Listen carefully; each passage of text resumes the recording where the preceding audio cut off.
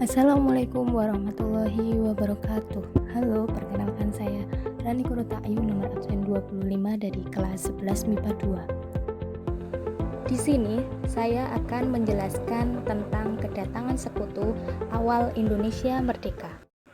Proklamasi kemerdekaan Indonesia dikumandangkan pada tanggal 17 Agustus 1945 dengan sebuah tujuan, yaitu Republik Indonesia. Negara yang isinya pulau-pulau sambung menyambung menjadi satu dari Sabang sampai Merauke, yang memiliki berbagai etnis, agama, suku, dan ras, menjadi sebuah negara yang ingin menentukan nasibnya sendiri, bukan ditentukan oleh bangsa asing.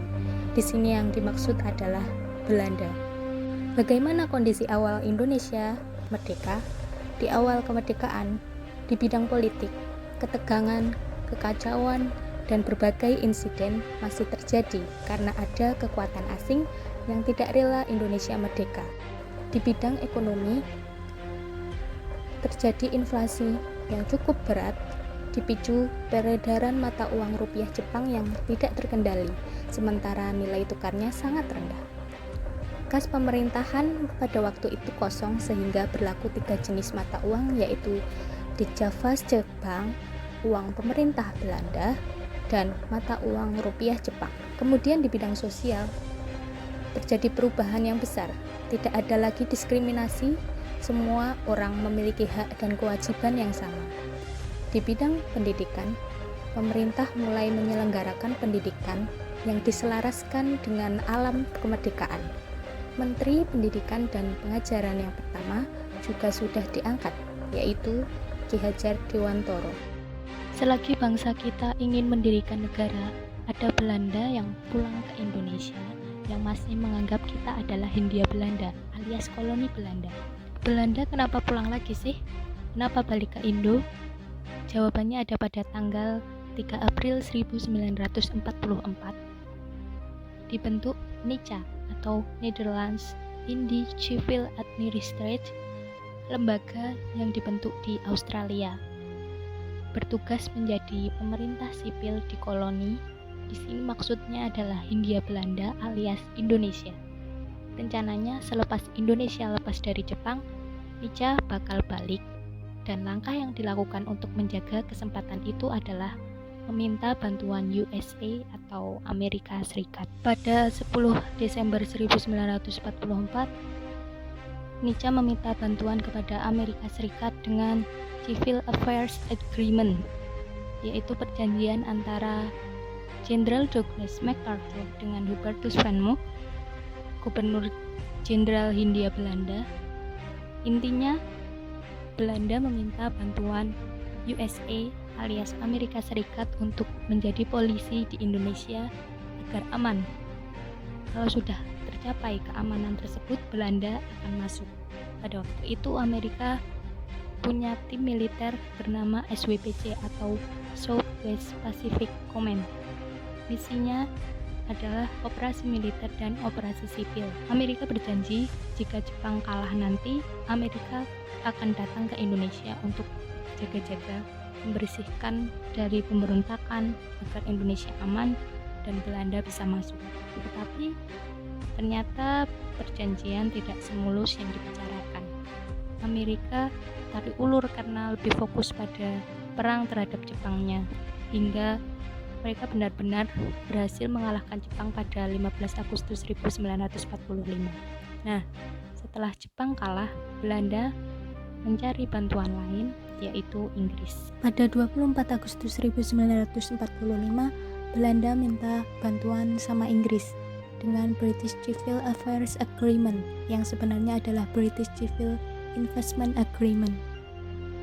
Isinya tentang pengaturan penyerahan kembali Indonesia dari pihak Inggris kepada Belanda, khusus yang menyangkut daerah Sumatera sebagai daerah yang berada di bawah pimpinan pengawasan SEAC. Di dalam perundingan itu dijelaskan langkah-langkah yang ditempuh sebagai berikut. Yang pertama, fase pertama, tentara sekutu akan mengadakan operasi militer untuk memulihkan keamanan dan ketertiban. Yang kedua, fase kedua, setelah keadaan normal, pejabat-pejabat NICA akan mengambil alih tanggung jawab koloni itu dari pihak Inggris yang mewakili sekutu. Berdasarkan persetujuan Potsdam, isi Civil Affairs Agreement diperluas. Inggris bertanggung jawab untuk seluruh Indonesia termasuk daerah yang berada di bawah pengawasan SWPAC atau South West Pacific Areas Command. Untuk melaksanakan isi perjanjian, maka pihak SWPAC di bawah Lord Louis Mountbatten di Singapura segera mengatur pendaratan tentara sekutu di Indonesia. Kemudian pada 16 September 1945, Wakil Mountbatten yakni Laksamana Muda W.R. Patterson dengan menumpang kapal Cumberland mendarat di Pelabuhan Tanjung Perak, Surabaya. Dalam rombongan Patterson ikut serta Van der Plas, seorang Belanda yang mewakili H.G. van Mook, pemimpin MICA. Louis Mountbatten membentuk pasukan komando khusus yang disebut AFNI, singkatan dari Allied Forces Netherlands East Indies, di bawah pimpinan Letnan Jenderal Sir Philip Christison. Mereka tergabung di dalam pasukan tentara Inggris yang berkebangsaan India yang sering disebut sebagai tentara Gurkha.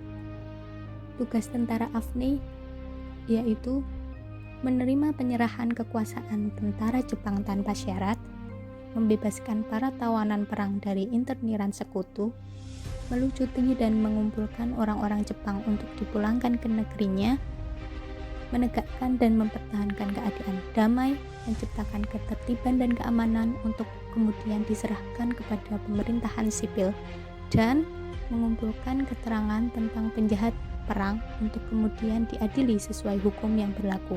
Sebenarnya pada bulan September 1945, Jepang itu harus menyerahkan semuanya kepada sekutu. Belanda masuk ke Indonesia atas nama sekutu untuk mengambil kembali apa yang sudah direbut Jepang. Jepang menunggu Belanda masuk, kemudian pada tanggal 29 September 1945, sekutu yang tergabung dalam AFNI mendarat di Jakarta. Kekuatan pasukan dibagi menjadi 3 divisi, yaitu yang pertama Divisi India 23 di bawah pimpinan Jenderal G.C. Hawthorne. Daerah tugasnya di Jawa bagian barat dan berpusat di Jakarta.